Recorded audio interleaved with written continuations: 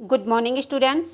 आज हम सभी अध्याय 6 जिसका नाम है सर्वनाम, उसकी एक्सरसाइज हमने 2 कल करी थी और उसकी एक एक्सरसाइज बची है वो आज करेंगे और प्लस प्रश्न उत्तर करेंगे। तो एक्सरसाइज नंबर 3 है, निम्नलिखित को सुमेल कीजिए।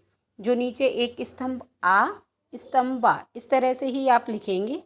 फिर नंबर 1 2 3 4 5 कर तो आपको जो स्तंभ आ है और उसका सही जो है स्तंभ बा से मिलान करना है। उत्तम पुरुष, मध्यम पुरुष, अन्य पुरुष, प्रश्नवाचक, संबंधवाचक। अब आपको बताना है उत्तम पुरुष कौन सा है, मध्यम पुरुष कौन सा है, अन्य पुरुष कौन सा है। तो उत्तम पुरुष हमारा कौन सा होगा, मैं और हम। तो मैं और हम के आगे आप 1 लिख देंगे। नंबर 2 मध्यम पुरुष। मध्यम पुरुष हमारा कौन सा होता है, तुम और आप। तो हम इसके आगे नंबर 2 लिख देंगे, आप जिगजैग नहीं करेंगे। अन्य पुरुष, अन्य पुरुष कौन सा होता है हमारा, बै और बे। इसके आगे हम नंबर 3 लिख देंगे। प्रश्नवाचक चिन्ह कौन से होते हैं, कौन, किसका। इसके आगे नंबर 4। संबंधवाचक जो, सो। जो सो के आगे हम क्या करेंगे, नंबर 5 लिखेंगे।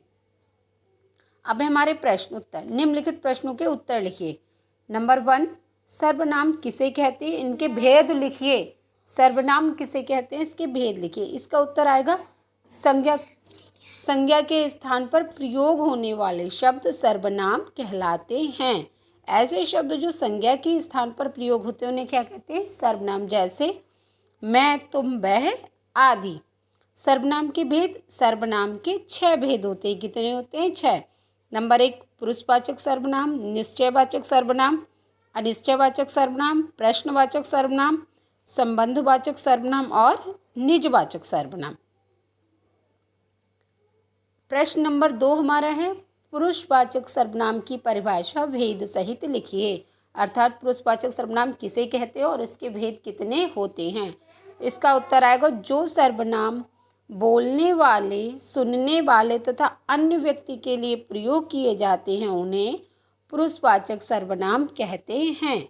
ऐसे सर्वनाम जिनका प्रयोग बोलने के लिए, सुनने के लिए तथा अन्य के लिए किया जाता है वह हमारे पुरुषवाचक। जैसे मैं बोलने वाला हो गया, सुनने वाला तुम और अन्य वह। ऐसे सर्वनाम को क्या कहते हैं, पुरुषवाचक सर्वनाम। इनके भेद कितने होते हैं, पुरुषवाचक सर्वनाम के 3 भेद होते हैं। कौन कौन से, उत्तम पुरुष, मध्यम पुरुष, अन्य पुरुष।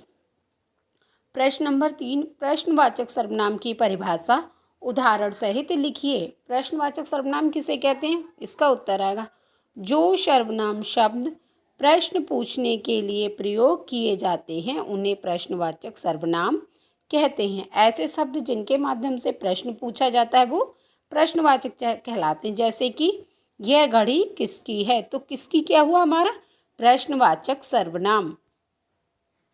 प्रश्न नंबर 4, निश्चयवाचक तथा अनिश्चयवाचक सर्वनाम में अंतर स्पष्ट कीजिए।